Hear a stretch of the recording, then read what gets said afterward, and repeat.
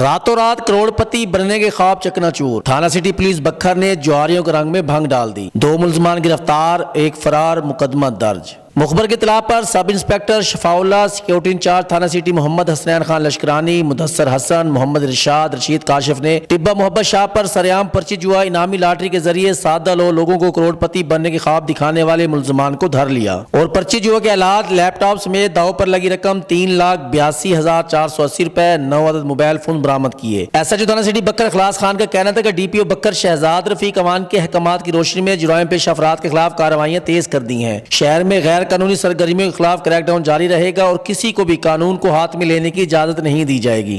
अब तक के लिए इतने ही। मजीद खबरों, सियासी तज्जियों के लिए जुड़े रहिए हमारे साथ।